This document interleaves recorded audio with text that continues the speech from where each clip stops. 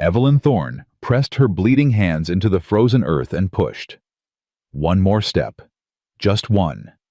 Behind her, 5 small voices had gone silent, not because they'd given up, but because they'd learned that crying only made the cold sharper. She'd been walking for 3 days since the town locked its church doors in her face. 3 days since the preacher's wife spat the word harlot at her feet. 3 days since she realized no one was coming. Then she saw the cabin.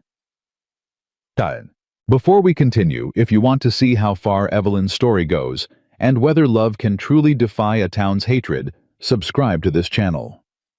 Comment below with the city you're watching from. I want to know how far this story of redemption travels. Now let's begin.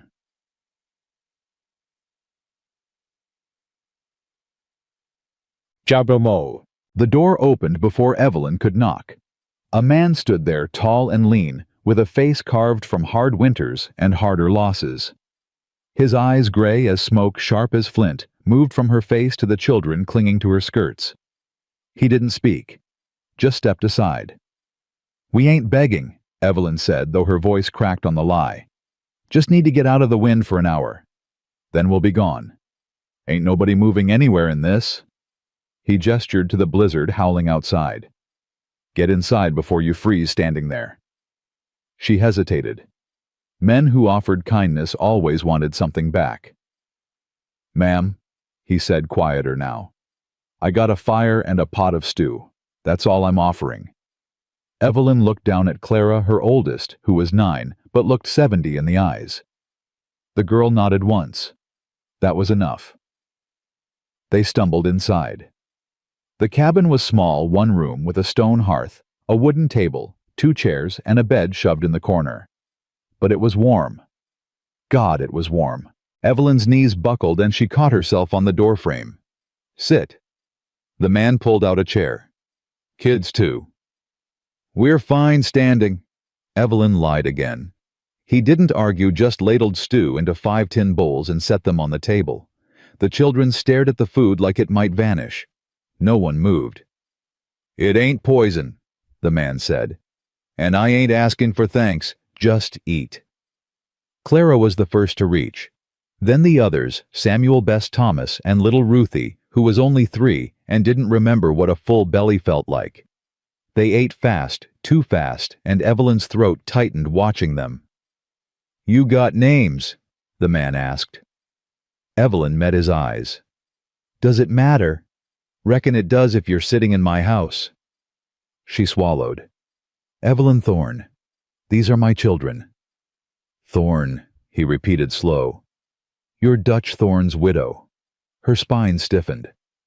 "I am. Heard he died 6 months back. Heard other things too."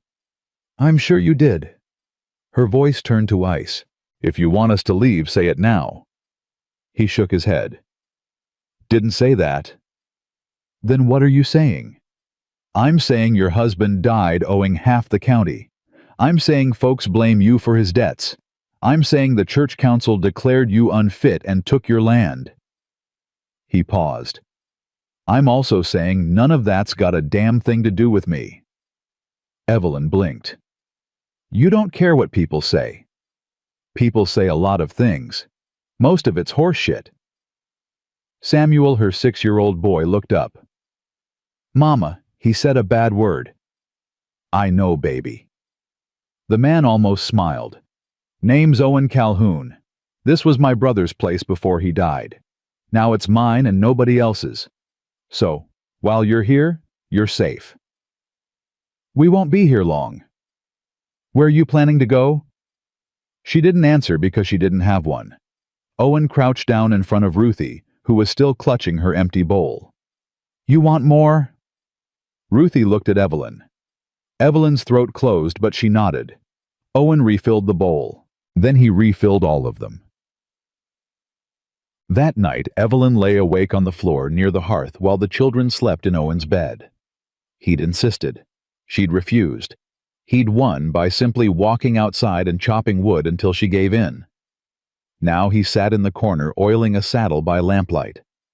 His hands moved slow and steady, like a man used to working alone. You don't have to do this, Evelyn whispered.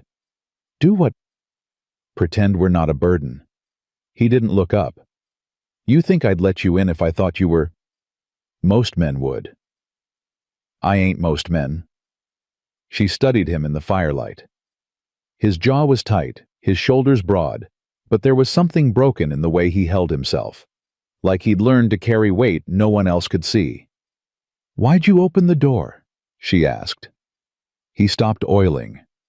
Because my wife died a year ago, and for 6 months after nobody knocked. Nobody checked. Nobody gave a damn. He looked at her then, and his eyes were raw. So when I heard you out there, I figured maybe God was giving me a chance to be better than the bastards who left me alone. Evelyn's breath caught. You don't owe me nothing, Owen continued. But if you're looking for a place to stay until the storm clears, you got one. And after the storm, he shrugged. We'll see. The storm didn't clear for 5 days. On the second day, Evelyn woke to find Owen teaching Samuel how to split kindling. The boy's hands were too small, but Owen guided them with the patience of a man who'd forgotten how to rush. Like this, Owen said. Let the axe do the work. You're just steering. Samuel swung. The wood split clean. His face lit up like the sun. I did it. You did. Owen ruffled his hair. Now do 10 more. Evelyn watched from the window, her chest tight. On the third day, Clara asked if she could help with the cooking. Evelyn started to say no. Clara was too young, too tired, but Owen cut in. Can you peel potatoes? Clara nodded. Then grab a knife and sit. They worked side by side, Owen's big hands dwarfing Clara's small ones. He didn't talk much, just showed her how to angle the blade, how to keep her fingers safe. When she finished, he nodded once. Good work. Clara smiled for the first time in months. On the fourth day, Thomas found a bird's nest in the rafters. He wanted to keep it. Evelyn said no. Owen said yes. Why? Evelyn asked when Thomas ran outside to show Samuel. Because boys need to care for something, Owen said simply. Reminds them they matter. Evelyn looked away before he could see the tears. On the 5th day, the wind finally died. Owen stood on the porch at dawn, scanning the horizon. The snow had stopped, but the drifts were high, and the world was white and silent. Storm's done, he said when Evelyn joined him. Roads might be clear by tomorrow. She nodded, though her stomach twisted. We'll leave first light. Where to? I'll figure it out. He turned to face her. You got family? No. Friends? Not anymore. Money. She shook her head. Owen exhaled slow. Then you got nowhere to go. I'll find work. Someone will. No one's going to hire you, Evelyn. Not after what the church said. Not after your husband's debts. His voice wasn't cruel, just honest. You walk out of here with those kids and you'll be dead in a week. Her hands curled into fists. So what do you want me to do? Stay here and owe you for the rest of my life. I want you to stay because it's the smart choice. And what do you get out of it? He looked at her for a long time. Maybe I get to stop being alone. Evelyn's breath hitched. I ain't asking for nothing. You're not willing to give, Owen said quietly. You want to leave. I'll pack you food and wish you luck. But if you stay as equals. You cook, I'll hunt. You mend, I'll build. We take care of the kids together, and we take care of each other. No debt. No shame. Just survival. People will talk. Let them. They'll call me worse than they already do. Then we won't go to town. Evelyn laughed, bitter and broken. You'd do that, cut yourself off from everyone just to let us stay. Owen stepped closer. I've been cut off since my wife died. At least this way I got a reason. She stared at him, searching his face for the lie, the trap, the cruelty she'd learned to expect from men. But all she saw was exhaustion and loneliness, and something that looked like hope. "Why?" she whispered. "Why do you care?" "Because I know what it's like to be thrown away." His voice cracked. "And I'll be damned if I let it happen to someone else." Evelyn closed her eyes. When she opened them again, the sun was rising, painting the snow gold. "1 month," she said. "We'll stay 1 month. If it doesn't work, we leave. No hard feelings." Owen nodded. "Deal." They shook hands, and for the first time in a year, Evelyn felt something other than fear. The first week was awkward. Evelyn cooked, but she burned the cornbread twice because Owen's stove ran hotter than hers used to. He didn't complain, just ate it with a straight face and said, "Tastes fine." "It tastes like charcoal." "Well, I like charcoal." She almost smiled. Owen taught Samuel and Thomas how to set snares for rabbits. Clara helped Evelyn sew patches onto their threadbare clothes. Bess, who was 5 and quiet as a ghost, spent hours staring out the window like she was waiting for something. Ruthie followed Owen everywhere. "Why's she always underfoot?" Evelyn asked one afternoon when Ruthie sat on Owen's boot while he tried to walk. "She's little," Owen said, unbothered. "Little ones need to know you ain't leaving. You know a lot about children for a man who never had any." His face went dark. "My wife was pregnant when she died." Evelyn froze. "Owen, don't." He scooped Ruthie up and set her on his shoulders. "It's done." But Evelyn saw the way his hands trembled when he held Ruthie, saw the way he avoided looking at the corner of the cabin where a cradle sat covered in dust. That night, after the children were asleep, Evelyn pulled the cradle out and carried it to the porch. Owen found her there an hour later. "What are you doing?" "You don't need this here," she said quietly. "It's just pain." "It's all I got left of her." "No." Evelyn met his eyes. "You got a choice. You can keep the pain, or you can make room for something new." Owen stared at the cradle, his jaw tight. Then slowly he picked it up and carried it to the barn.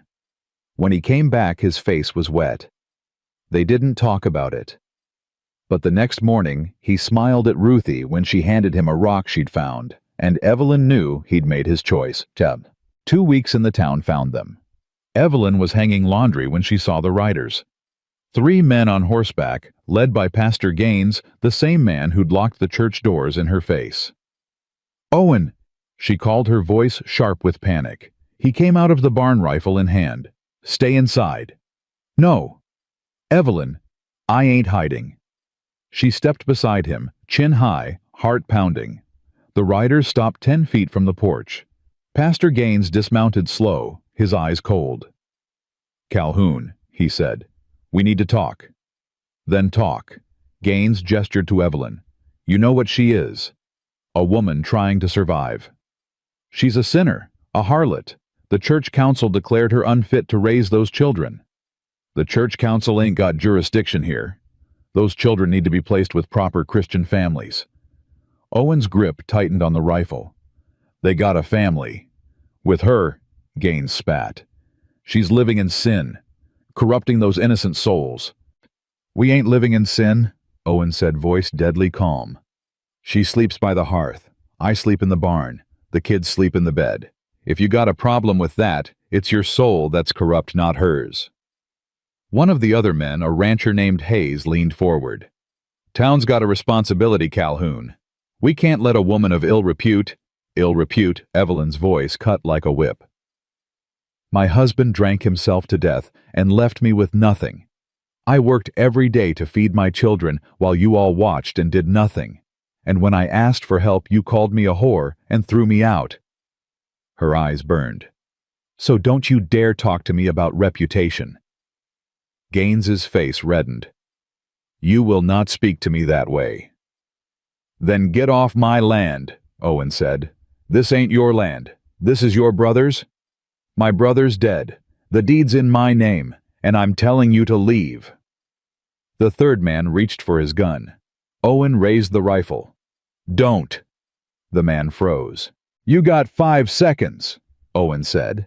"Then I start shooting." Gaines mounted his horse Fury, twisting his face. "This ain't over, Calhoun. The whole town will hear about this." "Good, let them." The riders left dust rising behind them. Evelyn's knees buckled. Owen caught her before she fell. "I'm sorry," she whispered. "I shouldn't have." "You did exactly what you should have done." He steadied her, his hands firm on her arms. "You stood your ground. That took more courage than anything I've ever seen." She looked up at him, and something shifted between them. Something warm and terrifying and real. "They'll come back," she said. "I know. They'll try to take the children. I know. Owen, I ain't letting them." His voice was iron. "I don't care what it costs. I ain't letting them take you or those kids. You hear me?" Evelyn nodded, tears streaming down her face. Behind them, Clara stood in the doorway watching, and in her small hand she held Owen's spare rifle. That night, Owen sat on the porch long after everyone else had gone to bed. The stars were cold and distant, and the wind whispered through the pines like a warning. He heard the door creak. Evelyn stepped out wrapped in a quilt. "Can't sleep?" he asked. "Not anymore."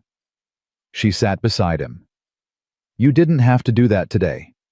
"Yes, I did." "They'll ruin you." "They already did that when my wife died and nobody cared." He looked at her. "At least this way I got something worth being ruined for." Evelyn's breath caught. "Owen." "I ain't asking for nothing," he said quickly. "I just need you to know if you stay, I'll fight for you. And if you leave, I'll still fight for you. Because that's what you do when you give a damn about someone."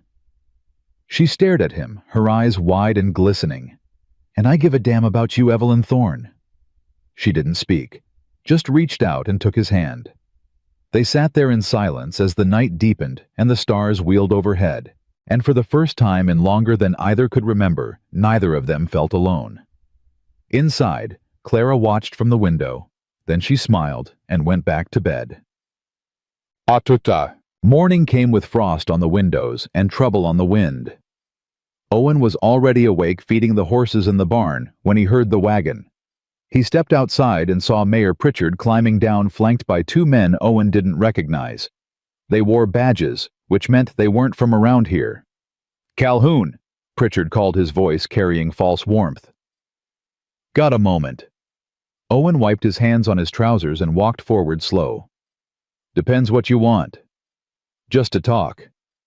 Pritchard gestured to the men. "These gentlemen are from the Territorial Child Welfare Board. They're here to assess the situation." "Ain't no situation to assess." The taller man stepped forward, pulling out a leather notebook. "Mr. Calhoun, I'm Inspector Morris. We've received complaints regarding 5 minors residing on your property without proper guardianship." They got a guardian, their mother. "Mrs. Thorne," Morris said, flipping a page, "has been deemed unfit by the local church council. Her late husband left substantial debts, and there are questions about her moral character." Owen's jaw tightened. "Her moral character ain't none of your damn business." "It is when children are involved." Morris looked past Owen toward the cabin. "We need to speak with Mrs. Thorne and examine the living conditions. You got a warrant. We don't need one for child welfare matters." Owen stepped between Morris and the cabin. "You ain't going nowhere near that house without my permission." Pritchard held up his hands. "Now, Owen, let's be reasonable. Nobody wants trouble. We just need to verify the children are safe and properly cared for." "They're safe." "Then you won't mind us seeing for ourselves." Owen's hand moved toward his hip where his pistol usually sat. It wasn't there, he'd left it inside. Pritchard noticed and smiled. "Don't make this harder than it needs to be," Pritchard said softly. "You're already on thin ice with the town. You really want to add obstruction to the list." Before Owen could answer, the cabin door opened. Evelyn stepped out, Clara and Samuel behind her. She'd heard everything. "Let them in," she said, her voice steady despite the fear in her eyes. "Evelyn, Let them in. She looked at Morris. You want to see how my children live? Come see. Morris nodded and moved toward the porch. Owen grabbed his arm.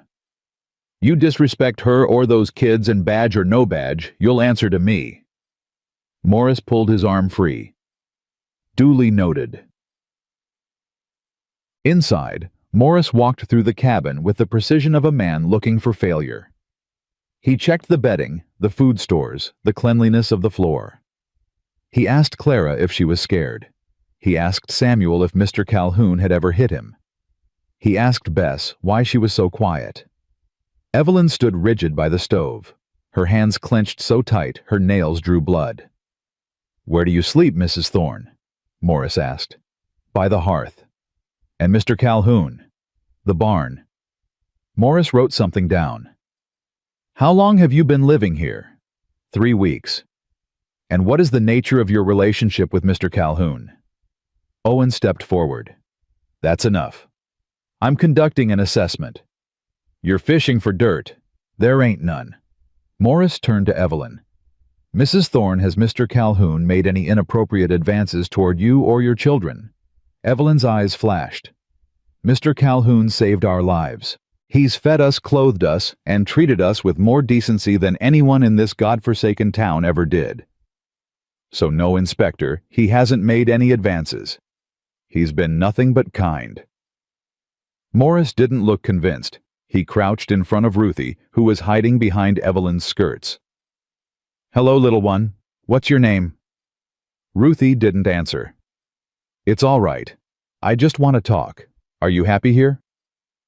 Ruthie looked at Evelyn, then at Owen, then back at Morris.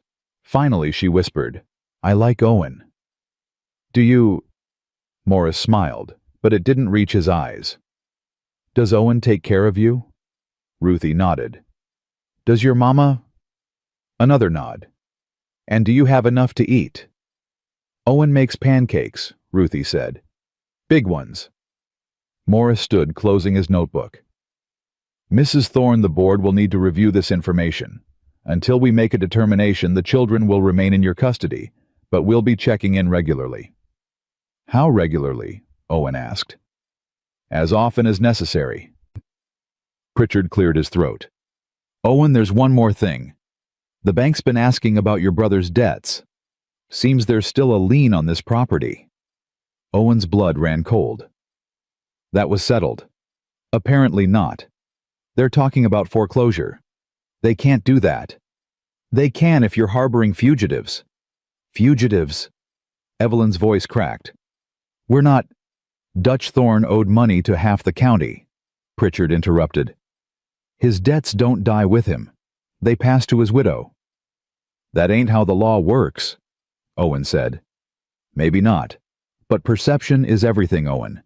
And right now, the perception is that you're protecting a woman who owes people money she can't pay.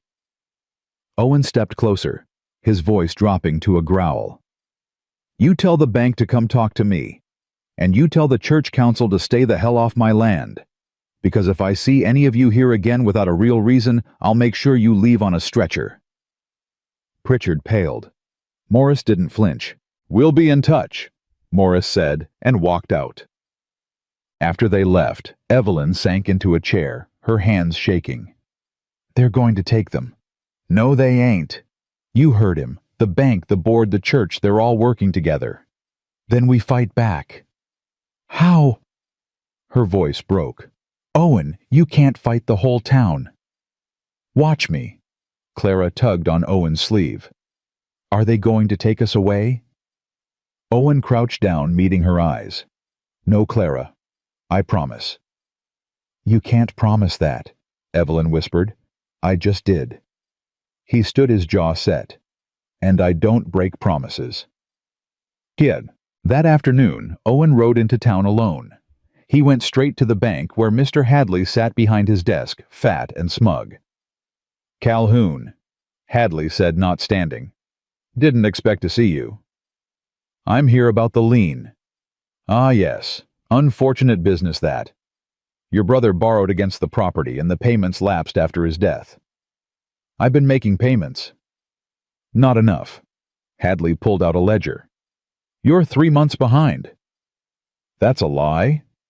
Is it? Hadley smiled. The records say otherwise. Owen leaned across the desk. You changed the records. Careful, Calhoun. Accusations like that could get you in trouble. Not as much trouble as you'll be in if I find proof you're cheating me. Hadley closed the ledger. The bank wants full payment by the end of the month. Otherwise, we foreclose. How much? $800. Owen's stomach dropped. He didn't have half that. That's robbery. That's business. Hadley leaned back. Of course, if you were to stop harboring Mrs. Thorne and her children, the bank might be willing to renegotiate. Owen's fist slammed into the desk, cracking the wood.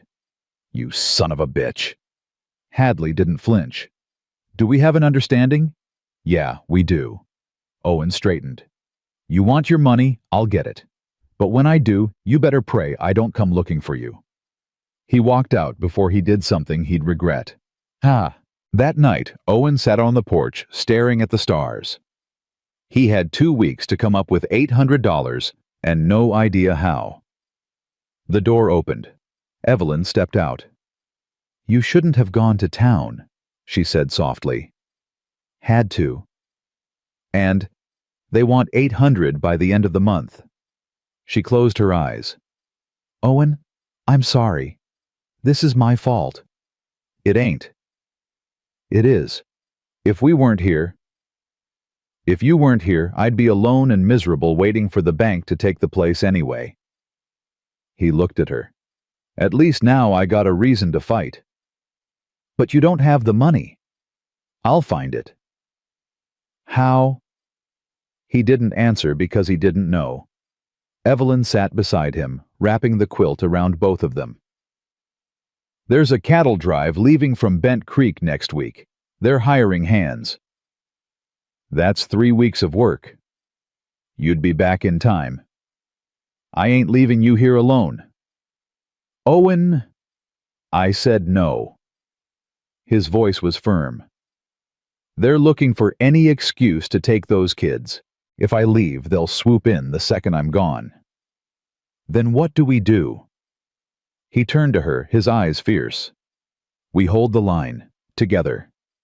She nodded, though the fear didn't leave her face. 2 days later, Evelyn was in the garden pulling weeds when a woman appeared on the road. She was young, maybe 30, with dark hair and a kind face. She carried a basket over her arm. Mrs. Thorne, she called. Evelyn stood wary. Who's asking? My name's Hannah Mercer. I live on the farm east of here. She held up the basket. I brought bread and preserves. Thought you might need them. Evelyn didn't move. Why? Hannah smiled. Because Pastor Gaines told everyone to stay away from you, and I figured anyone he hates that much must be worth knowing. Despite herself, Evelyn almost laughed. You always do the opposite of what preachers say. Only the bad ones. Hannah stepped closer. I heard what happened at the bank, and I heard Owen threatened Hadley. Whole town's buzzing. I'm sure they are. Most folks think he's crazy. Hannah paused. But I think he's brave. Evelyn's throat tightened. He's going to lose everything because of me. Maybe. Or maybe he's finally found something worth losing everything for. Hannah set the basket down. My husband died 2 years ago. Left me the farm and nothing else. I know what it's like to be alone. And I know what it's like when someone decides you're not worth helping. She met Evelyn's eyes. So if you need anything, food, help, a friend, you come find me. Evelyn stared at her tears, stinging her eyes. Why would you do that? Because women like us have to stick together. Hannah smiled. Besides, I like your boy Samuel. He waved at me on the road last week. First person to do that in months. Evelyn's composure cracked. Thank you. Don't thank me yet. I'm not rich and I can't fight the church council. But I can bake bread and watch your kids if you need it. That's something. It's more than something. Evelyn's voice broke. It's everything. Hannah squeezed her hand, then left. Owen found Evelyn an hour later sitting on the porch with the basket in her lap, crying. What happened? He asked, alarmed. Someone was kind. She looked up at him, her face streaked with tears. I forgot what that felt like. He sat beside her and didn't say anything. Just let her cry until she couldn't anymore.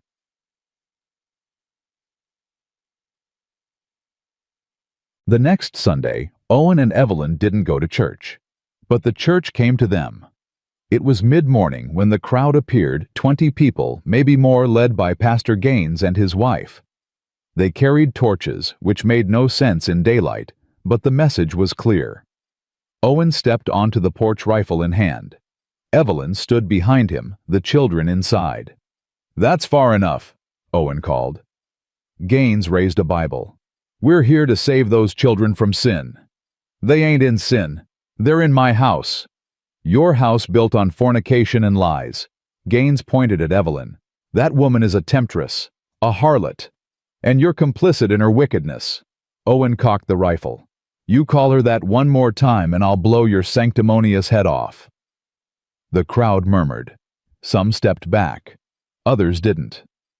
Mrs. Gaines stepped forward, her voice shrill. You can't threaten a man of God. He ain't a man of God. He's a coward hiding behind a collar. Owen's voice carried across the yard. You want to talk about sin? How about the sin of turning away a starving woman and her kids? How about the sin of letting children freeze because their mama didn't have a ring on her finger? You want to save someone, preacher? Start with your own goddamn soul. Gaines trembled with rage. You'll burn for this, Calhoun. Maybe. But at least I'll burn knowing I did the right thing. A voice cut through the tension. He's right. Everyone turned. Hannah Mercer stood at the edge of the crowd, her arms crossed. He's right, she repeated louder. We turned our backs on Evelyn Thorne when she needed us most. We let her husband's sins become hers. We judged her without mercy, and now we're standing here with torches pretending we're righteous. She shook her head. We should be ashamed. Mrs. Mercer, Gaines began, you don't understand. I understand just fine. I understand that you're scared because Owen Calhoun's doing what you should have done, and instead of admitting you were wrong, you're doubling down. Another voice joined hers. Old man Carter, who owned the feed store. She's got a point, preacher. We ain't exactly been Christian about this. And those kids ain't done nothing wrong, added Mrs. Tooley, the midwife. Taking them from their mama, that's cruelty, not salvation. Gaines looked around, realizing he was losing the crowd. This is the devil's work. The devil's work, Hannah interrupted, is making good people afraid to do good things.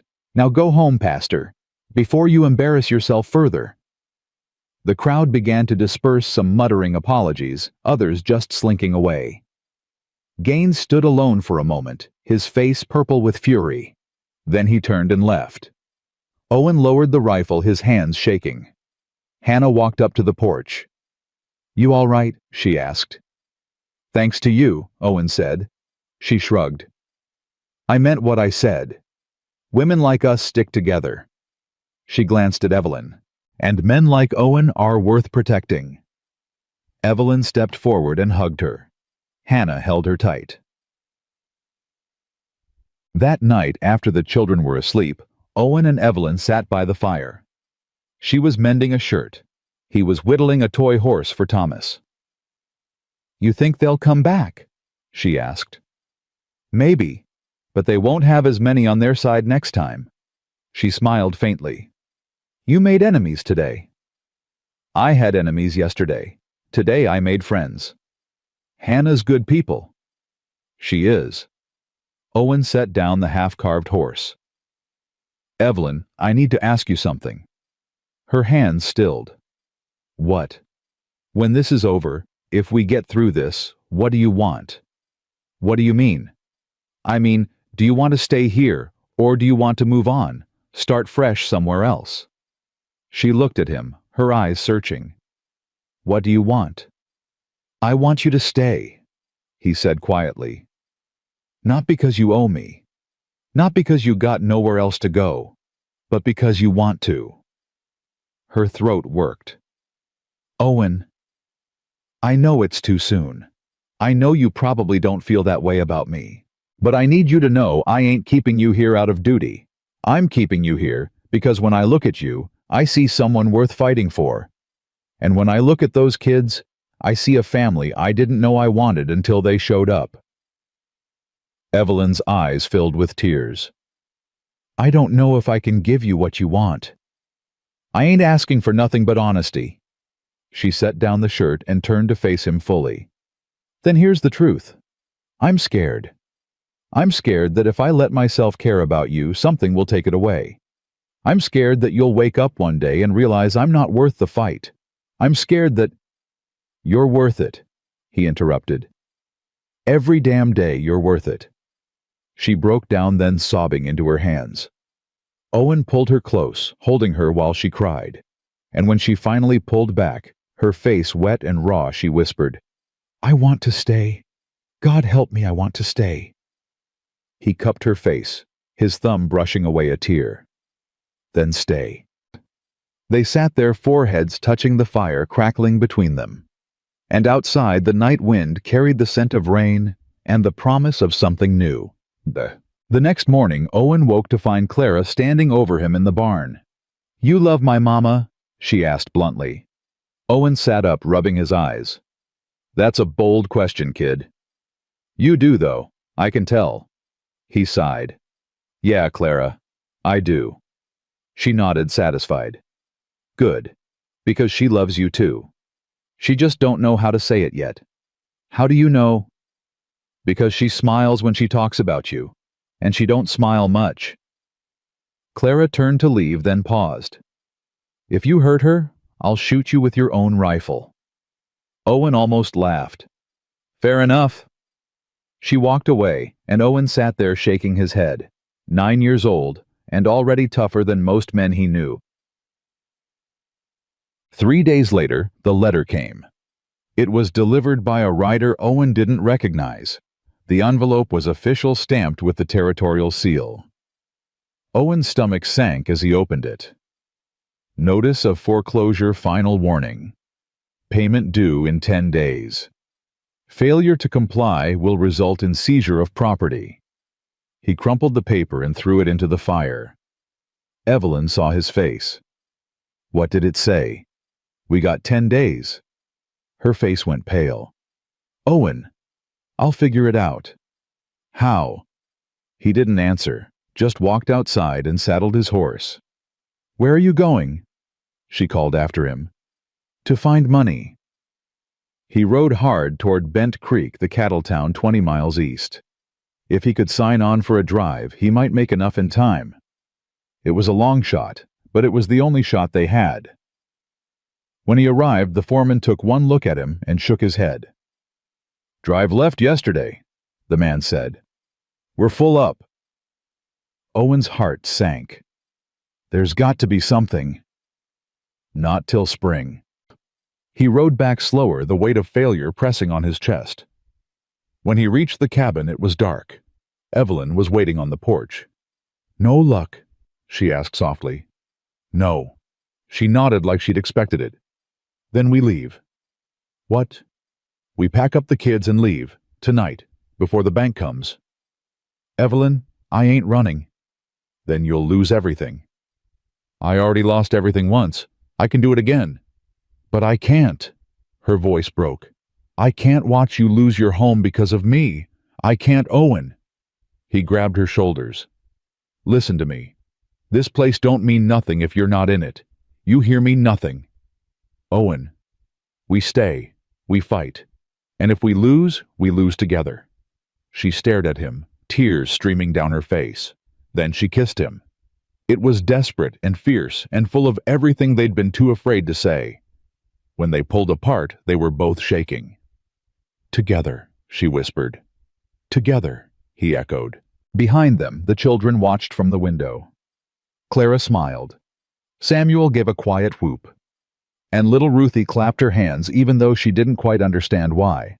Outside the moon rose full and bright, and in the distance thunder rumbled, carrying with it the promise of a storm. Chare. The storm hit 3 days later, not rain, but men. Owen was in the barn sharpening tools when he heard the horses. 6 riders this time, led by Sheriff Dawson.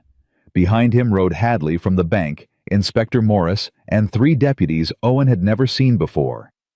He walked out slow, wiping his hands. Evelyn appeared on the porch, Clara and Samuel flanking her like sentries. "Sheriff," Owen said, keeping his voice level. Dawson dismounted, his face apologetic but firm. "Owen, I got papers here from the bank. Foreclosure notice. I'm authorized to seize the property effective immediately." "You're 3 days early." Bank moved up the deadline. Hadley stepped forward, smug as ever. "We have the right to expedite in cases of suspected fraud." "What fraud?" "Harboring debtors, concealing assets." Hadley gestured toward Evelyn. "Mrs. Thorne owes money to multiple creditors. By allowing her to reside here, you're complicit in debt evasion." Owen's jaw clenched. "That's horseshit, and you know it." "Language, Mr. Calhoun," Morris interjected. "The children are present." "The children are about to watch you throw their family off their land," Owen shot back. "So forgive me if I ain't worried about my language." Dawson held up the papers. "Owen, I don't like this any more than you do. But I got a job to do." "Then do it." Owen's voice turned cold. "But you're going to have to drag us out because we ain't leaving." One of the deputies reached for his gun. Dawson stopped him with a look. "Don't make this harder than it needs to be," Dawson said quietly. "You want hard." Owen stepped closer. "I'll give you hard. You take 1 step toward that house and I'll put you down, badge or no badge." "That's a threat against a lawman." "That's a promise to protect my family." "Your family," Morris sneered. "You're not married to that woman. Those aren't your children. You have no legal claim to any of them." "I got the only claim that matters. They're mine because I chose them, and I'll be damned if I let you take them." Evelyn's voice cut through the tension. "Owen, stop." He turned. She was walking toward him, her face pale but resolute. "Don't," he said. "They're right." Her voice trembled. "You can't fight the law, and I can't let you lose everything for us." "Evelyn." "I'll go." She looked at Dawson. "If I leave, does Owen keep the property?" Hadley answered instead. "That depends. If you surrender yourself and the children to the custody of the Territorial Board, and if Mr. Calhoun agrees to pay the outstanding debts within 30 days, the bank will consider renegotiating." Owen grabbed her arm. "You ain't doing this." "I don't have a choice." "Yes, you do. We fight. And lose." Tears spilled down her cheeks. "Owen, I've already lost everything once. I can't watch you lose it too." "I don't care about the land. I care about you." "But I care about you." She pulled free, her voice breaking. "I care about you too much to let you destroy yourself for me." Clara ran forward, wrapping her arms around Evelyn's waist. "Mama, no." Samuel joined her. Then Bess, then Thomas. Ruthie clung to Evelyn's skirts, crying. "Please," Clara begged. "Don't let them take us." Morris stepped forward. "Mrs. Thorne, the children will be placed in appropriate homes. You'll be given an opportunity to resolve your debts and petition for their return." "How long?" Evelyn's voice was hollow. 6 months. Maybe more. 6 months. She closed her eyes. "They'll forget me in 6 months." "No, we won't," Clara shouted. "We'll never forget you."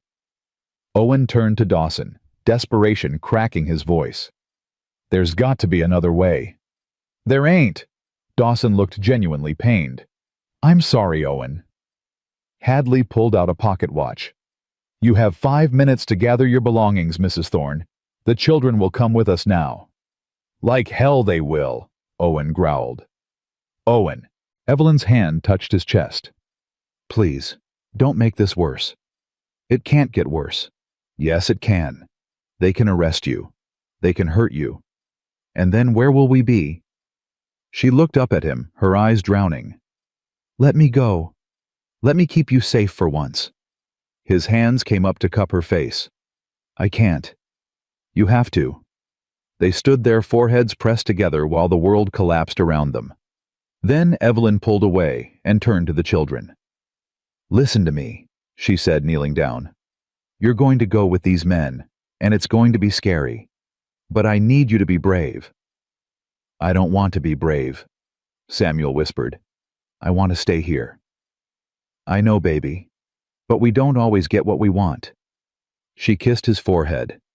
You take care of your sisters, you hear me?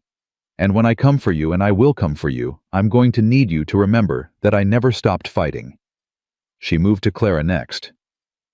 You're strong, stronger than me. Don't forget that. Mama. And don't let them separate you. You stay together no matter what. Promise me. Clara nodded, tears streaming down her face. Evelyn kissed Bess, whispered something in Thomas's ear, and then picked up Ruthie, holding her so tight the little girl gasped. I love you, Evelyn said. I love all of you, and I'm coming back. Morris gestured to the deputies. Take them. No. Clara lunged at Morris, her small fists pounding his chest. You can't take us? One of the deputies grabbed her. She bit his hand. He yelped and shoved her back. Owen moved instinctively, his fist connecting with the deputy's jaw. The man went down hard. Owen, don't! Evelyn screamed. But it was too late. The other deputies swarmed him. He fought like a wild animal, landing punches, taking blows, refusing to go down. It took all three of them to pin him to the ground. Stop it! Evelyn sobbed. Please stop! Dawson pulled his gun. Calhoun, stand down. Owen spat blood. Go to hell! Dawson cocked the hammer. I will shoot you if I have to. Then shoot me. Owen, no. Evelyn threw herself between them. Please, no. I'll go quietly. Just don't hurt him. Dawson lowered the gun slowly. Get the children in the wagon. The deputies hauled Clara, Samuel, Bess, Thomas, and Ruthie toward the wagon despite their screams and struggles. Clara fought the hardest, clawing and kicking until Morris physically lifted her off the ground. Let me say goodbye, she begged. Please let me say goodbye. Morris ignored her. Evelyn turned back to Owen, who was still on the ground, bleeding from a split lip and a gash above his eye. She knelt beside him. I'm sorry, she whispered. Don't apologize. His voice was raw. Don't you dare apologize for being the best thing that ever happened to me. Owen, I'll get you back. All of you. I swear to God I'll get you back. She kissed him one last time, tasting blood and salt in desperation. Then she stood and walked toward the wagon.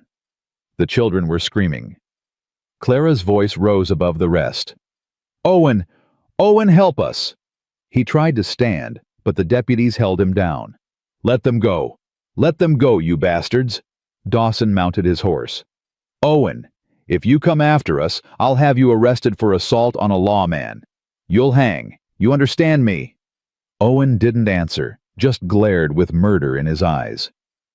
The wagon pulled away. Evelyn sat in the back, arms around as many children as she could hold. Clara reached toward Owen, her hand outstretched, her face twisted with anguish. Owen watched until they disappeared over the hill. Then he collapsed, his body shaking with sobs he couldn't control. Hannah Mercer found him an hour later, still on the ground, staring at nothing. Owen, she said softly, kneeling beside him. He didn't respond. Owen, you're hurt. Let me help you. They took them. His voice was hollow. I couldn't stop them. I know. I promised her. I promised I'd keep them safe. You did everything you could. It wasn't enough. He turned to her, his face ravaged. What do I do now? Hannah helped him stand. You get up, you clean yourself up, and you figure out how to get them back. How I got no money, no power, no. You got something better. You got people who believe in you. She steadied him. And you got me. He looked at her, uncomprehending. I talked to Old Man Carter and Mrs. Tooley after the church thing. We've been putting together some money. It ain't 800, but it's a start. Hannah. And there's more. She pulled a folded paper from her apron. I rode out to the Hendricks Ranch this morning. They're doing a cattle drive to Denver next week. Pays $200 for 3 weeks' work. You sign on, combine it with what we raised, and you might have enough to pay the bank and hire a lawyer. Owen stared at the paper. Why would you do this? Because Evelyn's not the only one who's been thrown away by this town, and I'm tired of watching good people suffer because bad people got power. She pressed the paper into his hand. Now go wash your face. You look like hell. He almost smiled. Thank you. Don't thank me yet. We still got a war to win. That night, Owen sat alone in the cabin. It felt enormous without the children's noise, without Evelyn's presence. He walked through the rooms, touching things they'd touched. Clara's sewing needle on the table. Samuel's carved bird on the windowsill. Ruthie's rag doll on the bed.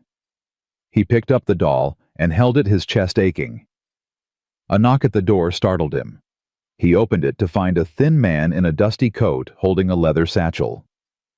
Mr. Calhoun. Who's asking? My name's Tobias Wren. I'm a lawyer from Denver. He held out a hand. Owen didn't take it. I heard about your situation from Mrs. Mercer. I'd like to help. I can't pay you. I don't want payment. I want to take down a corrupt church council and a crooked banker. Wren smiled. That's payment enough. Owen stepped aside. Come in. They sat at the table, and Wren spread out papers. Here's the situation. The bank's foreclosure is technically legal, but the accelerated timeline isn't. They needed to give you 30 days notice, not 10. That's actionable. Can you stop them? Maybe, but it'll take time, and money for filing fees. How much? $50. Owen's heart sank. I don't have it. I do. Wren pulled out a stack of bills. Consider it a loan. You pay me back when you can. Why would you do that? Wren's face darkened. Because 10 years ago, I lost my daughter to the territorial board. They took her from my wife and me because we were poor, said we couldn't provide. By the time I made enough money to fight back, she'd been adopted by someone else. I never saw her again. His voice cracked. So when I hear about men like Hadley and Morris using the law to destroy families, I take it personal. Owen swallowed hard. I'm sorry. Don't be sorry. Help me fight back. Wren pulled out another paper. I'm filing an injunction tomorrow to halt the foreclosure. I'm also petitioning the territorial governor to investigate the church council's authority over child welfare. It's a long shot, but if we can prove corruption, we can get those kids back. How long? Best case 6 weeks, worst case 6 months. Owen's fist hit the table. I can't wait 6 months. You might have to. No. Owen stood. I'm getting them back now. Owen, if you try to take those children by force, you'll be arrested. You'll never see them again. Then I'll be smart about it. He grabbed his coat. Where'd they take them? The church orphanage in Ridgemont. But Owen, thanks for your help, Mr. Wren. I mean it. But I can't sit here doing nothing while they're scared and alone. You're going to get yourself killed. Maybe. Owen opened the door. But at least I'll die trying. He saddled his horse and rode into the night. Ridgemont was 40 miles south, a grim little town built around coal mines and misery. The orphanage sat on the edge, a gray building with barred windows and a chain-link fence. Owen arrived at dawn and watched from the trees. Children moved in the courtyard, all dressed in identical gray uniforms. He spotted Samuel first, his small frame hunched against the cold.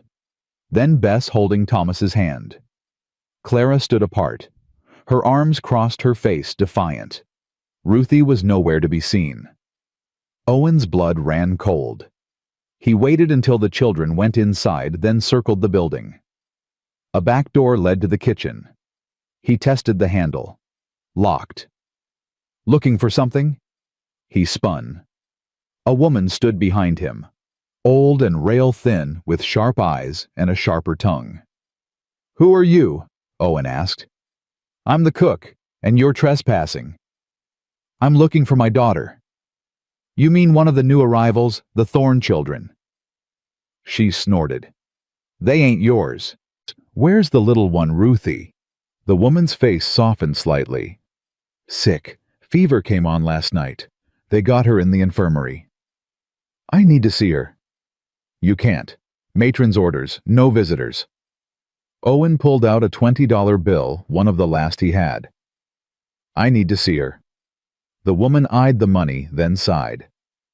"You got 5 minutes. Matron catches you, we're both done." She led him through the kitchen to a narrow hallway. The infirmary was a single room with 6 cots. Ruthie lay in the corner, her face flushed, her breathing shallow. Owen knelt beside her. "Ruthie, baby, it's Owen." Her eyes fluttered open. "Owen, I'm here. I want Mama." Her voice was so small, it broke him.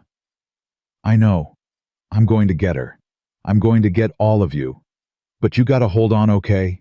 You gotta be strong. I'm tired. I know, baby, but you can't give up. You hear me? You can't." Footsteps echoed in the hall. The cook hissed, "You gotta go, now." Owen kissed Ruthie's forehead. "I'll be back, I promise." He slipped out the back door just as the matron entered the infirmary. Owen rode straight back to Ridgemont's telegraph office and sent a message to Wren Ruthie, "Sick. Need help now."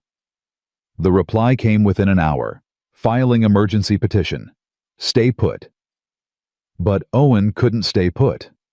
He rode back to the cabin, gathered supplies, and was loading his saddlebags when Hannah arrived. "I heard you went to Ridgemont," she said. "Ruthie's sick." "I know, Wren told me." She dismounted and walked toward him. "Owen, you can't do this alone." "I ain't got a choice." "Yes, you do. You let people help you." "How?" She pulled out a folded paper. "Old man Carter's offering his barn as a meeting place. Mrs. Tooley's got medicine, and the blacksmith's son said he'll ride with you if it comes to a fight." Owen stared at her. "Why would they do that?" "Because you stood up when the rest of us sat down. Because you showed us what courage looks like."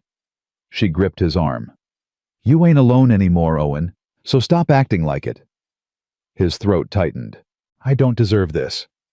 "Maybe not, but you got it anyway." She smiled. "Now come on, we got work to do."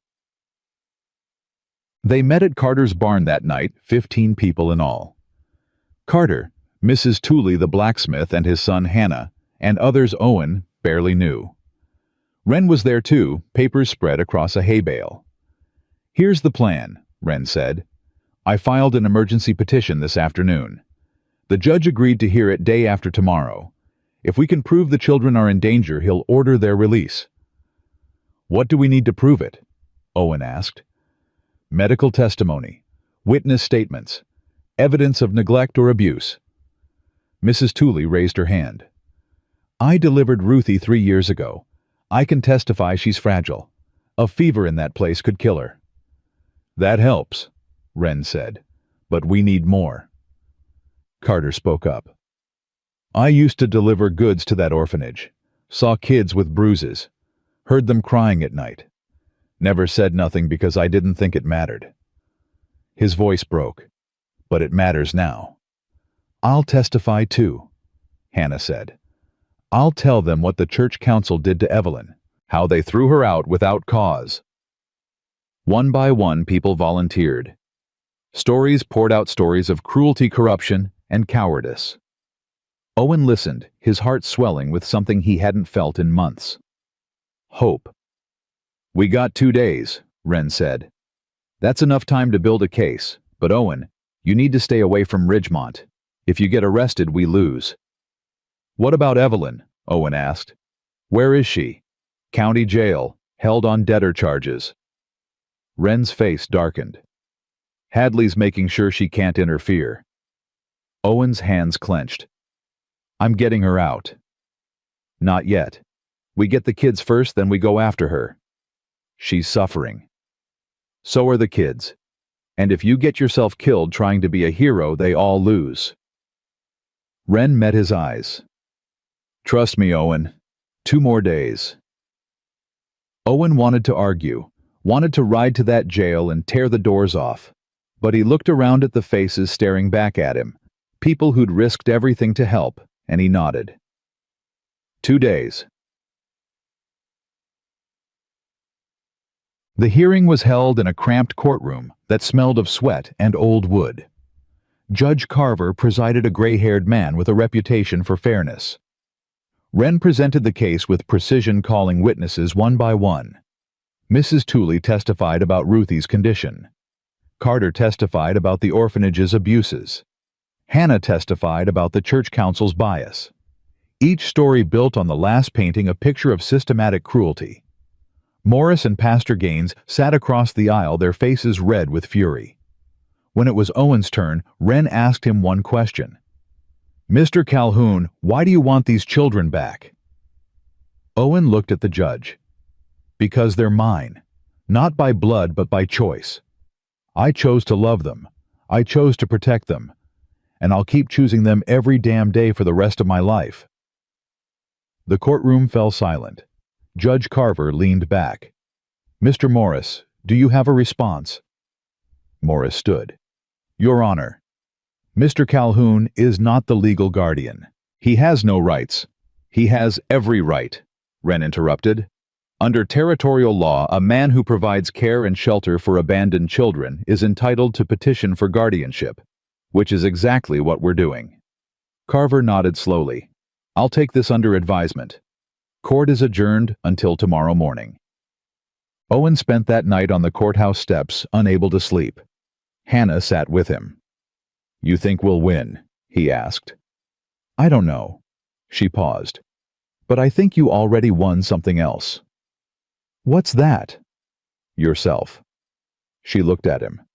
A year ago, you were a broken man waiting to die. Now you're a man fighting to live. That's worth something. He smiled faintly. You always this wise. Only when I'm scared. She squeezed his hand. We're going to get them back, Owen. I feel it. The next morning, Judge Carver called the court to order. His face was unreadable. I've reviewed the testimony, he said, and I've made my decision. Owen's heart stopped. The children will be released into Mr. Calhoun's temporary custody, pending a full guardianship hearing in 30 days. Furthermore, I'm ordering an investigation into the Territorial Child Welfare Board's practices in this county. He banged his gavel. Mrs. Thorne will also be released from jail immediately. All charges dropped. The courtroom erupted. Owen sank into his chair, tears streaming down his face. Hannah hugged him. Wren shook his hand. We did it, Wren said, grinning. We actually did it. But Owen wasn't listening. He was already running toward the door, toward the jail, toward Evelyn. She met him halfway, her face gaunt, but her eyes alive. They collided in the street, holding each other like they'd never let go. I told you, he whispered. I told you I'd get you back. I know. She pulled back, cupping his face. I never doubted you. Behind them, a wagon pulled up. The children spilled out, running toward them with screams of joy. Clara reached them first, then Samuel Bess Thomas, and finally Ruthie, weak but smiling, carried by Mrs. Tooley. They stood there in the middle of the street, a tangle of arms and tears and laughter, while the town watched in silence. Pastor Gaines stood on the church steps, his face twisted with rage. But he didn't move, didn't speak, just turned and walked away. Owen looked down at Evelyn. Let's go home. She nodded. Let's go home. The wagon ride home was quiet, but it was the kind of quiet that felt like breathing after drowning. Ruthie slept in Evelyn's lap, her fever broken, but her body still weak. Clara sat pressed against Owen's side, her hand gripping his coat like she was afraid he'd disappear. Samuel and Thomas wedged themselves between the adults, and Bess just stared ahead, her eyes distant. "You all right?" Owen asked Bess softly. She didn't answer right away. Then, so quiet, he almost missed it, she said, "They told us you weren't coming back." Owen's jaw tightened. "Who told you that?" "The matron. She said people like us don't get saved. She said we'd be there until we were old enough to work." Evelyn's hand found Bess's, squeezing tight. "She lied, baby." "I know." Bess looked up, her eyes wet. "But I believed her for a little while." "That's okay," Owen said. "What matters is, you're here now." When they reached the cabin, the sun was setting, painting the sky in shades of orange and purple. Owen helped Evelyn down first, then the children. They stood there, all of them, just looking at the place like they couldn't quite believe it was real. "Go on," Owen said. "It's yours." Clara was the first to move, running toward the door and flinging it open. The others followed their voices, rising in relief and joy. Owen and Evelyn lingered outside. "I didn't think I'd see this place again," she said quietly. "I didn't think I'd see you again." She turned to him, her eyes searching his face. "What happens now?" "Now we live." He took her hand. "We wake up tomorrow, and we live. And the day after that, we do it again. Until it stops feeling like a miracle and starts feeling like normal. I don't know if it'll ever feel normal. Then we'll make a new kind of normal." She smiled, fragile but real, and let him lead her inside. That first night back was chaos. The children wanted to touch everything, to reclaim every corner of the space that had been taken from them. Samuel found the toy horse Owen had been carving and held it like a treasure. Clara insisted on cooking dinner, even though her hands shook. Thomas and Bess dragged every quilt and blanket into the center of the room and built a nest. Ruthie wouldn't let go of Evelyn. Every time Evelyn tried to set her down, Ruthie whimpered and clung tighter. "She's scared," Owen said, watching from the doorway. "I know." Evelyn's voice was thick. "They all are." "So are you." She looked at him, and the truth in her eyes was raw. "I keep thinking they're going to come back, that someone's going to knock on the door and take them again." "They won't." "You can't promise that." "I can try." He walked over and knelt beside Ruthie, brushing her hair back. "Hey, little one, you know what I did while you were gone?" Ruthie shook her head. "I built you something. Want to see?" She hesitated, then nodded. Owen stood and held out his hand. She took it, glancing back at Evelyn for permission. Evelyn nodded, though her arms felt empty without the weight of her daughter. Owen led Ruthie outside to the barn. Inside, tucked in the corner, was a small wooden rocking horse, painted white with a red saddle. Ruthie's eyes went wide. "For me." "For you." Owen lifted her onto it and gave it a gentle push. The horse rocked back and forth, creaking softly. Ruthie's face lit up, and for the first time since they'd gotten her back, she laughed. Evelyn stood in the doorway, tears streaming down her face. "You made that?" she asked when Owen came back inside. "Had to do something while you were gone. Kept my hands busy so my mind didn't break." She crossed the room and kissed him, hard and desperate and full of everything she couldn't say. He held her like she was the only thing keeping him upright. When they pulled apart, Clara was standing there, her arms crossed, a knowing smile on her face. "You two going to get married or what?" she asked. Evelyn's face flushed. "Clara, because if you are, I think you should do it soon, before someone else tries to take us away." Owen looked at Evelyn. "She's got a point." "Owen, I ain't asking because I think I have to. I'm asking because I want to." He took her hands. "Marry me, Evelyn. Not for the law, not for the town. For us." She stared at him, her breath catching. "You really want that?" "I've wanted it since the day you tied that ribbon on the porch." He smiled. Took me a while to admit it, but yeah, I want that. Evelyn's eyes filled with tears again, but this time they were different. Softer. Yes, Clara whooped. Samuel started clapping. Bess smiled shyly. Thomas asked if there'd be cake. We'll figure out the cake, Owen said, laughing. First we got to find someone to marry us. Not Pastor Gaines, Evelyn said quickly. Hell no, not him. Hannah's voice came from the doorway. How about Judge Carver? They all turned. Hannah stood there grinning with Mrs. Tooley and Old Man Carter behind her. We came to check on you, Hannah said, but it sounds like we're just in time for a celebration. We ain't planned nothing yet, Owen said. Then let's plan it now. Hannah stepped inside, already taking charge. Carver owes you a favor after that court case. I bet he'd marry you tomorrow if you asked. Tomorrow? Evelyn's voice rose. That's too soon. Why wait? Hannah shot back. You love him, don't you? Yes, but... And you want to protect these kids? Of course. Then marry him. Make it legal so nobody can question it again. Evelyn looked at Owen, and he nodded. She's right. We do it tomorrow, and we do it in front of everyone. Let the whole town see. What if they don't come? Then we marry in front of the people who matter. He gestured to Hannah, Mrs. Tooley, and Carter. That's enough. Evelyn exhaled slowly, then nodded. All right, tomorrow. Dad. The next day, they gathered outside the courthouse at noon. Judge Carver stood on the steps, Bible in hand, looking more nervous than Owen had ever seen him. Never done this before, Carver admitted. Usually it's just signing papers. You'll do fine, Wren said, clapping him on the shoulder.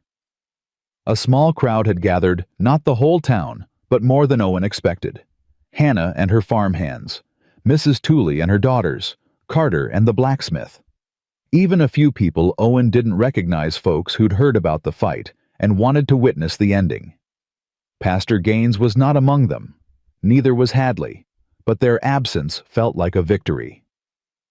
Evelyn wore a simple dress Hannah had loaned her, pale blue with lace at the collar. Clara had braided her hair, weaving in wildflowers the children had picked that morning. She looked scared and beautiful, and entirely herself. Owen wore his cleanest shirt and the coat his brother had left him. His hands shook as he stood beside her. You sure about this? He whispered. Are you? Never been more sure of anything. She smiled. Then let's do it. Carver cleared his throat. Dearly beloved, we are gathered here today. Well, I reckon you know why we're here. He fumbled with the Bible. Owen Calhoun, do you take Evelyn Thorne to be your lawfully wedded wife? To have and to hold in sickness and in health for richer or poorer, till death do you part. Owen's voice was steady. I do. And Evelyn Thorne, do you take Owen Calhoun to be your lawfully wedded husband? To have and to hold in sickness and in health for richer or poorer, till death do you part. Evelyn's voice broke. I do. Then by the power vested in me by the territory, I now pronounce you husband and wife. Carver smiled. You may kiss the bride. Owen cupped her face and kissed her soft and reverent, like a promise. The crowd cheered. The children clapped and laughed, and for one perfect moment, the world felt whole. The celebration lasted into the evening. Hannah had brought food, and Mrs. Tooley had baked a small cake. They ate on the courthouse steps, passing around plates and telling stories. The children ran wild, freed from the weight of the past weeks. But as the sun dipped low, Owen noticed Evelyn growing quieter. She sat on the edge of the steps, watching the children, play her expression distant. You all right? He asked, sitting beside her. I keep waiting for something to go wrong. Nothing's going to go wrong. You don't know that. She turned to him. Owen, we still got the guardianship hearing in 30 days. What if they decide you're not fit? What if they take them again? They won't. But what if they do? He took her hand. Then we'll fight again, and again, and again, until they realize we ain't going anywhere. I'm tired of fighting. I know. He squeezed her hand. But we're almost through. Wren says the hearing's just a formality. Carver's already on our side. The investigation into the welfare board is making people nervous. They're not going to risk another public loss. And Hadley Gaines. They're just going to let this go. Owen's jaw tightened. No, they're not. Then what do? We stay ready. He looked at her, his eyes hard. And if they come for us again, we don't back down. 2 weeks later, Owen was in the barn when he heard horses. He grabbed his rifle and stepped outside. 5 riders approached, but they weren't lawmen. They were ranchers' men Owen recognized from the edges of town, men who'd kept their distance during the trial. The lead rider dismounted. His name was Garrett, a grizzled man who owned land to the north. Calhoun, Garrett said, tipping his hat. Garrett. Owen kept the rifle low but ready. What brings you here? Heard you're doing the cattle drive to Denver next week. I am. We'd like to join you. Owen blinked. Why? Garrett glanced at the other men, then back at Owen. Because we've been talking. About what you did. About how you stood up when the rest of us sat down. He shifted his weight. We ain't proud of that. And we figure the least we can do is help you make some money so you can keep this place. Owen stared at him. You're serious. Dead serious. We got cattle that need moving, and we'd rather ride with a man we respect than a man we don't. You don't even know me. We know enough. Garrett held out his hand. So, what do you say you in? Owen looked back at the cabin where Evelyn stood in the doorway watching. She nodded once. He turned back to Garrett and shook his hand. I'm in. The next 3 weeks were a blur of preparation.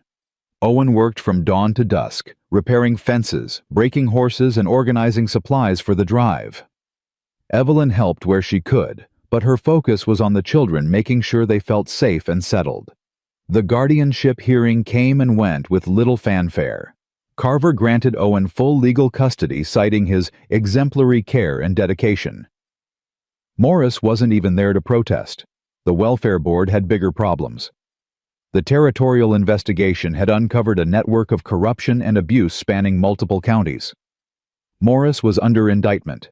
Pastor Gaines had quietly resigned. It's over, Wren said when he delivered the papers. You're their legal father now.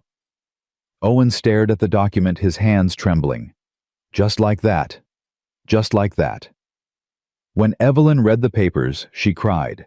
Not from sadness, but from relief so profound it hurt. They're ours, she whispered. Really ours. They always were, Owen said. Now it's just official. That night, they told the children. Clara didn't say anything, just hugged Owen so tight he could barely breathe. Samuel asked if that meant he could call Owen Pa.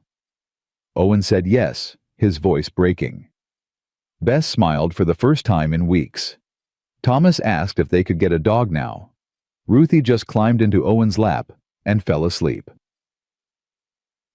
The morning of the cattle drive, Owen stood on the porch, saddling his horse. Evelyn came out wrapping a scarf around her shoulders against the early chill.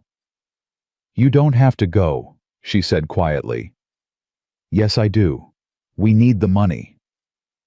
We'll manage. I want us to do more than manage. He turned to her. I want to fix this place up. Add a room for the girls. Get new stock.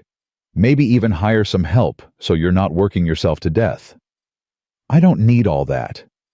But I want to give it to you anyway. He cupped her face. You sacrificed everything for those kids. Let me do this. Let me take care of you for once. Her eyes filled. You already do. Then let me do more. She kissed him soft and lingering. Come back safe. I will.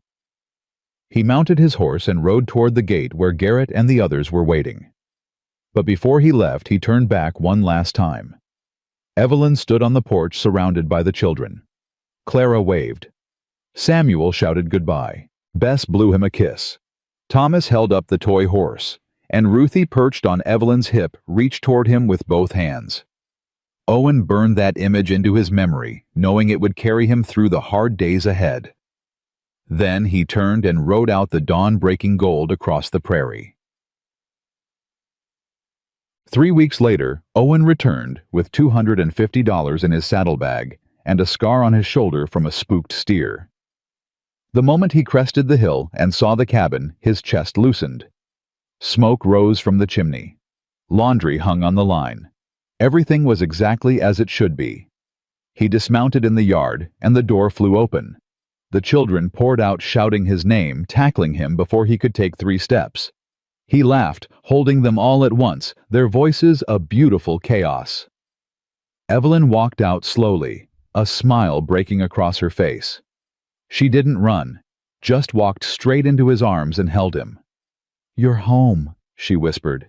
"I'm home." That night, after the children were asleep, Owen and Evelyn sat by the fire. He counted out the money on the table, $250 from the drive plus the $120 that remained from Hannah's collection. "That's $370, Evelyn said. "More than enough to pay off the bank." "More than enough to start over," Owen corrected. He looked at her. "What do you want to do with it?" "I want to build that extra room. I want to buy seeds for a real garden. I want to get Thomas his dog." She paused. "And I want to put some aside, just in case." "In case of what?" "In case the world tries to take this from us again." Owen pulled her close. "It won't. I won't let it. You can't control everything." "No, but I can control this." He kissed her forehead. "We're building something here, Evelyn. Something good. And nobody's taking it from us. Not the bank, not the church, not anyone." She leaned into him, her head on his chest. "I believe you." Outside, the wind rustled through the trees, carrying with it the scent of rain and new growth. And inside the cabin, for the first time in longer than either of them could remember, there was peace. The next morning, Owen rode into town and walked straight into the bank. Hadley looked up, his face paling. "Calhoun, what do you want?" Owen dropped a leather pouch on the desk. It landed with a heavy thud. "That's $370, more than enough to clear the debt and buy out the lien." Hadley opened the pouch, counted the money, and his face went slack. This clears it." "Good. Draw up the papers. I want the deed in my name by the end of the day." Hadley's hands shook as he reached for the ledger. "You know this doesn't change anything. People still talk. They still think. I don't care what they think." Owen leaned forward, his voice dropping to a growl. "But if you ever come near my family again, if you ever so much as look at them wrong, I will burn this bank to the ground and you with it. Understand?" Hadley nodded, sweat beading on his forehead. Owen straightened. "Pleasure doing business with you." He walked out into the sunlight where Hannah was waiting with a grin. "Feel good?" she asked. "Better than good." He tipped his hat. "Feels like winning." That evening, the entire family gathered on the porch to watch the sunset. Clara leaned against Owen's shoulder. Samuel sat at his feet, whittling a piece of wood. Bess and Thomas played with the new puppy they'd brought home from town, a scrappy little mutt with one brown ear and one white. Ruthie sat in Evelyn's lap, humming a tune she'd made up. "What should we name him?" Thomas asked, holding up the puppy. "How about Lucky?" Clara suggested.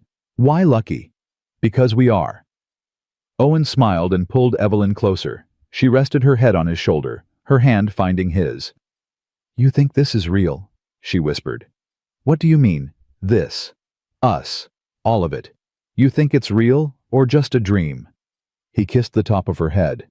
"If it's a dream, I don't ever want to wake up." She laughed softly, and the sound was like music. "Me neither." They sat there as the sky turned from gold to purple to black, the stars emerging one by one. And in that moment, surrounded by the people they loved, they knew one undeniable truth. They were home. Winter came early that year, but it didn't feel cruel. The first snow fell soft and quiet, blanketing the ranch in white while smoke curled from the chimney like a prayer answered. Owen stood in the doorway of the new room he'd built, watching Evelyn hang curtains Clara had sewn from flour sacks dyed yellow with goldenrod. "You like it?" he asked. She turned, her face glowing in the lamplight. "It's perfect. Girls will have more space now, won't be so cramped." "They don't mind being cramped." She stepped closer, touching his chest. "But this is good, real good." He caught her hand and held it. "I was thinking maybe we could add a porch in spring, somewhere you could sit and watch the kids play." "You spoil me, Owen Calhoun." "I'm trying to." He pulled her close. "You deserve spoiling." From the other room came the sound of children laughing. Thomas was chasing Ruthie with Lucky nipping at their heels. Samuel was reading to Bess from a book Hannah had given them. Clara stood at the stove stirring something that smelled like heaven. "Feels like a different life," Evelyn whispered. "Like that woman freezing in the snow was somebody else." She was somebody else, stronger maybe, but lonelier. "And you feel different." He thought about it. "I feel whole. Like I've been walking around with pieces missing and didn't even know it until you showed up." She kissed him soft and slow, and he wondered how he'd ever lived without this. So, the following Sunday, they went to town together for the first time since the wedding. Not to the church, they'd never go back there, but to the mercantile. Owen needed nails, and Evelyn wanted fabric for winter clothes. When they walked in, the store went quiet. Every head turned. Mrs. Abernathy stood behind the counter, her mouth a thin line. "Calhoun," she said stiffly. "Mrs. Abernathy." Owen tipped his hat. "Need some supplies." She didn't move, just stared at Evelyn like she was something dirty that had wandered in off the street. "You going to help us or not?" Owen's voice carried an edge. "I suppose." She moved slow, making a show of her reluctance. Clara stepped forward, her chin high. "We need 10 yards of wool, ma'am. The blue if you got it." Mrs. Abernathy's eyes narrowed. "That much fabric costs money." "We got money." Clara pulled out coins Owen had given her. The woman took the money like it burned her fingers, then measured out the fabric in hostile silence.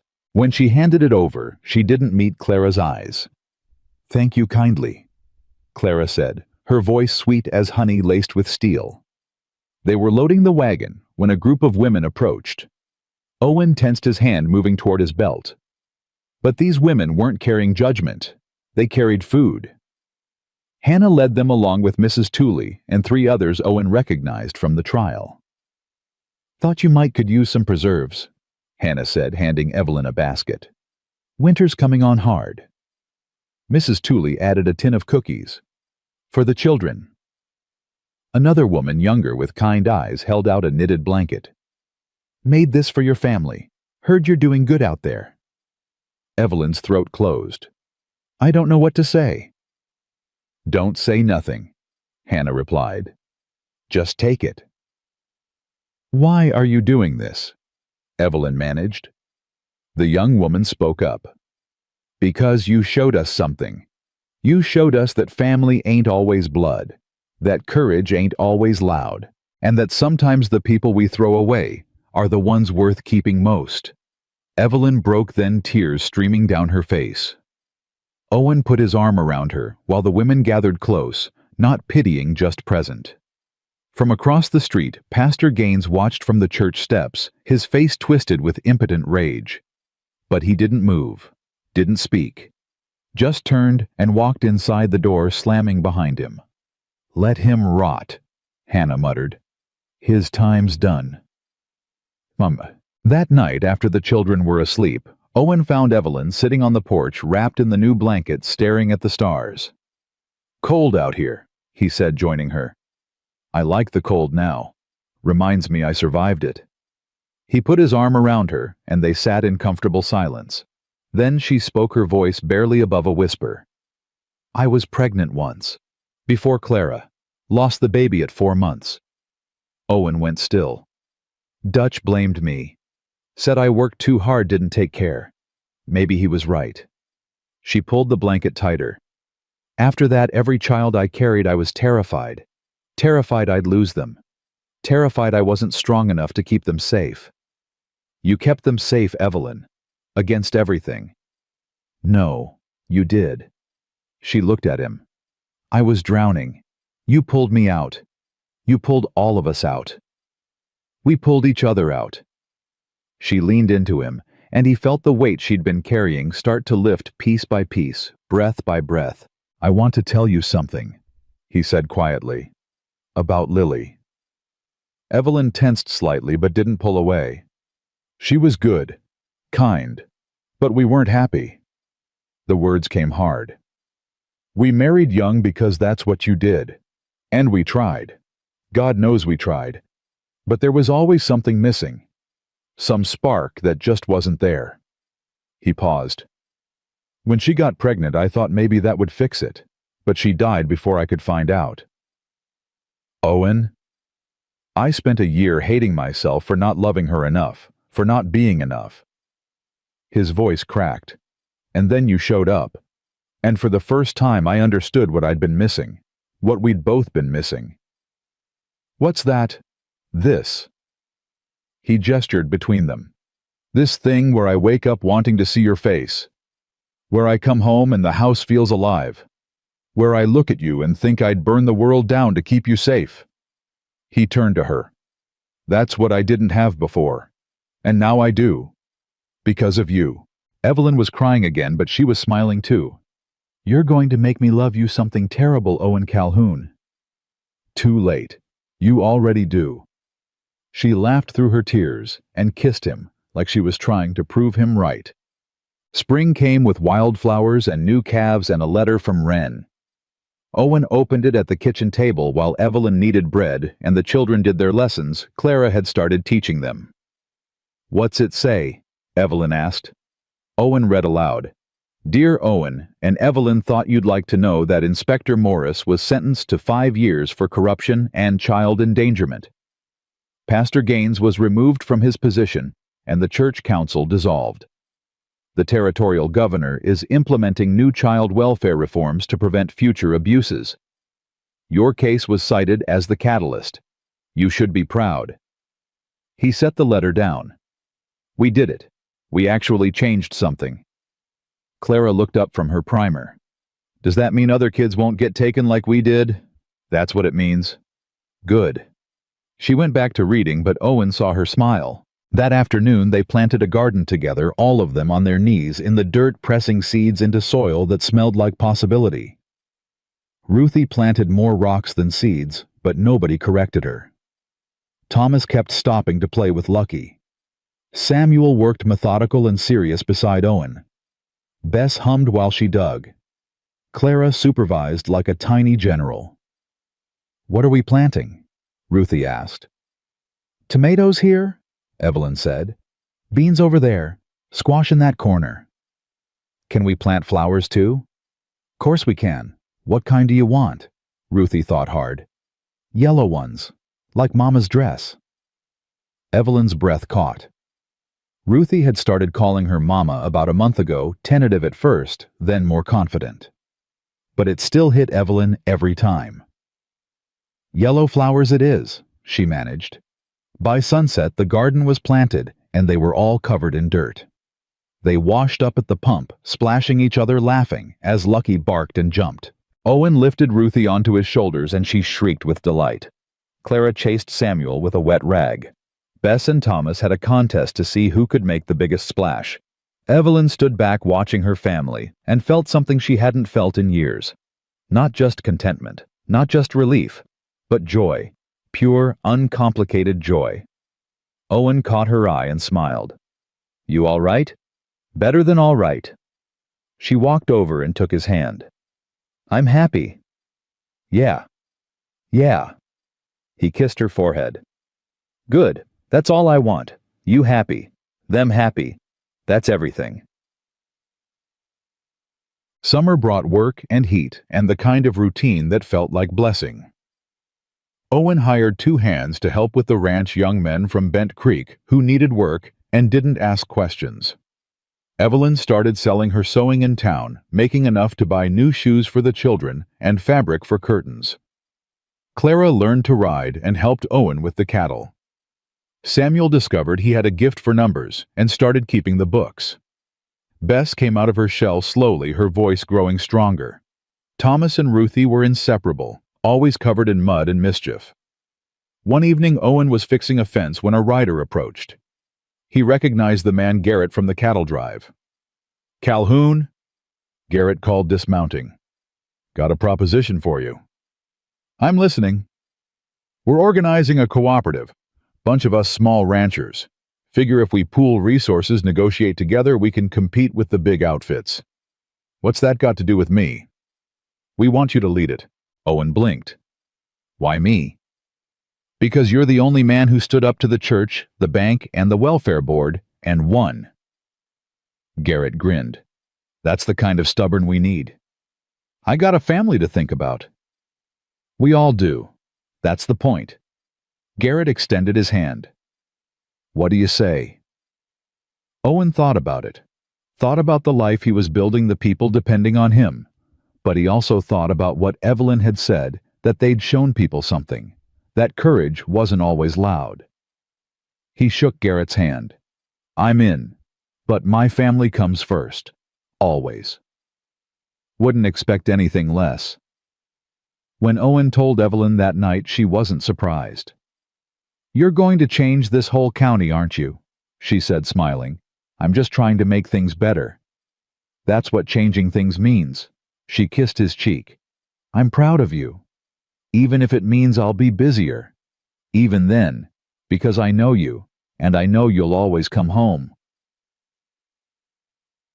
Fall came with harvest and hard work, and a letter that made Evelyn cry. It was from her sister, the one she hadn't spoken to in 3 years, the one who'd turned her away when Dutch died. "Dear Evelyn," it read, "I heard about what happened, about the trial and the wedding. I should have been there. I should have helped when you needed me. I was scared and selfish and wrong. If you can forgive me, I'd like to visit. I'd like to meet your new family. Your sister Margaret." Evelyn read it 3 times, her hands shaking. "What do you want to do?" Owen asked gently. "I don't know." She looked up at him. "Part of me wants to tear this up and never think about her again. But another part wants your sister back." "Is that weak?" "No, it's human." He took her hand. "You want my opinion?" "Always." "I think you should let her come. Not for her sake, for yours. So you can look her in the eye and decide for yourself if she's worth forgiving." Evelyn nodded slowly. "All right, I'll write her back." Margaret arrived 2 weeks later, thin and nervous, carrying a basket of apples. She stood at the gate like she wasn't sure she was allowed to enter. Evelyn walked out to meet her. They stared at each other for a long moment. "I'm sorry," Margaret said, her voice breaking. "I'm so sorry, Evelyn." "You should be." "I know, and I don't expect you to forgive me. I just needed you to know I was wrong, about everything." Evelyn's jaw worked. Then slowly she nodded. "Come inside. Meet your nieces and nephews." Margaret's face crumpled with relief. "Thank you." They didn't hug. Not yet. But they walked into the house side by side, and that was enough. By the end of the visit, Margaret was on the floor playing with Ruthie, while Thomas showed her his collection of interesting rocks.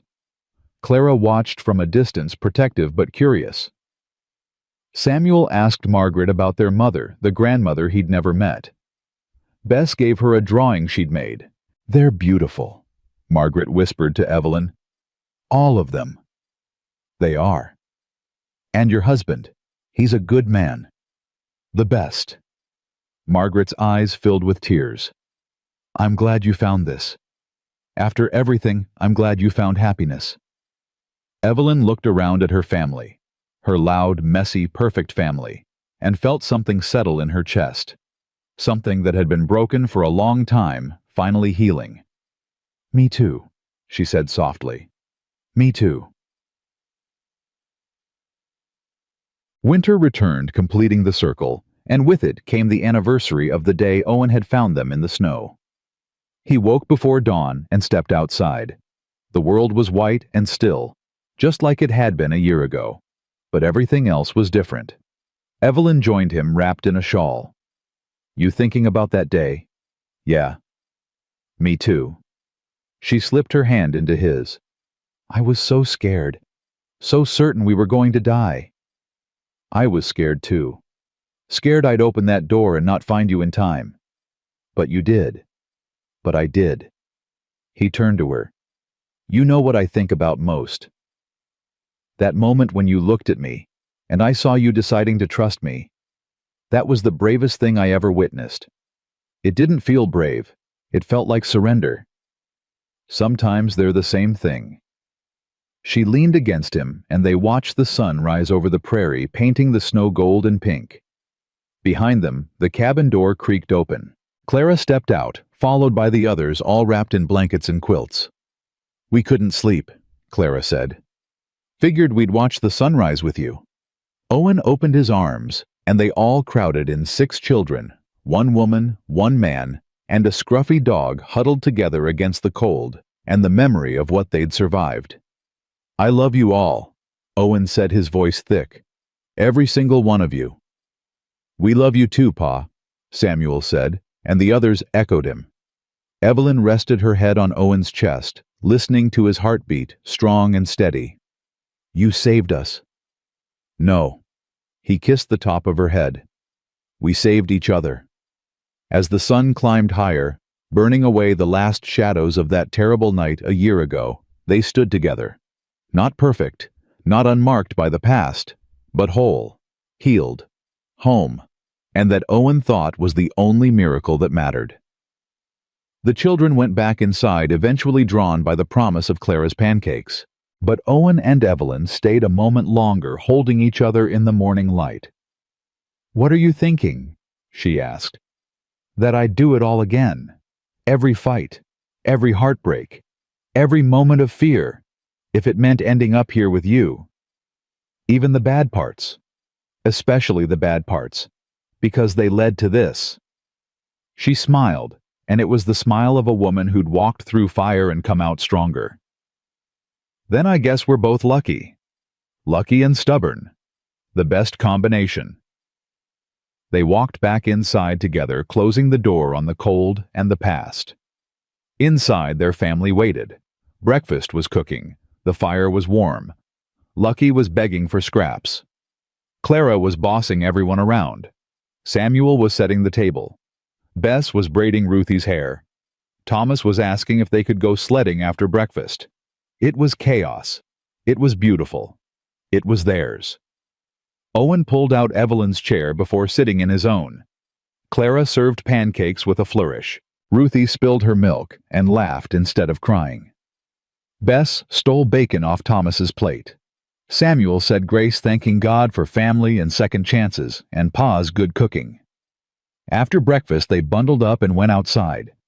Owen pulled the children on a sled he'd built, while Evelyn threw snowballs at all of them. Lucky bounded through the drifts, barking at nothing and everything. They built a snowman together, giving him a carrot nose and button eyes and one of Owen's old hats. When they finally came inside, frozen and happy, Evelyn made hot cocoa while Owen stoked the fire. The children shed their wet clothes and huddled by the hearth, their cheeks pink, their eyes bright. "Best day ever," Ruthie declared. "You say that every day," Thomas teased, "because every day is the best day." She looked at Owen and Evelyn.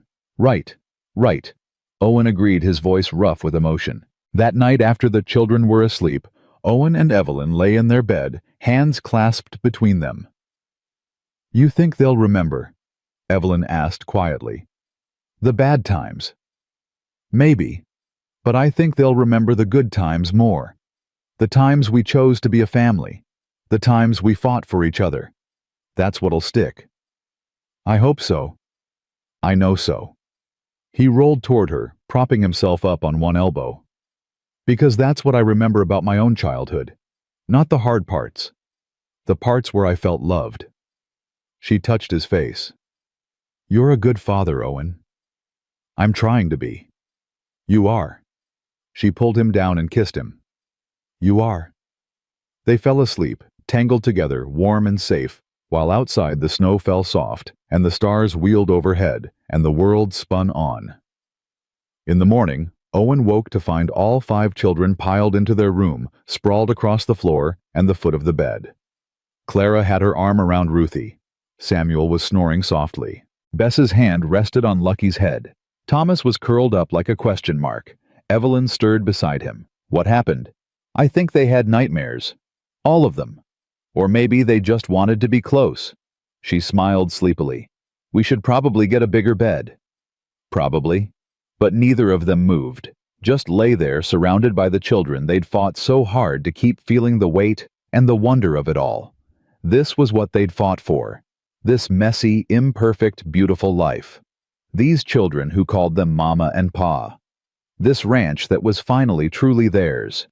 This love that had grown from desperation into something solid and sure. Owen looked at Evelyn and saw his entire world reflected in her eyes. She looked back and smiled, and he knew she saw the same in his.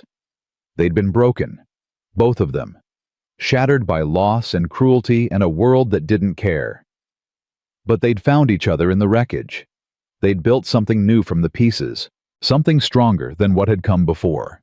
And that Owen thought as he pulled his family close and closed his eyes, was the greatest victory of all. They had chosen each other. They had fought for each other. They had become a family, not by blood or law, but by an act of will and an abundance of love. And nothing, not the town's judgment, not the church's condemnation, not the bank's greed, not the law's cruelty, nothing could take that away. They were home, they were whole, they were forever, and that was more than enough.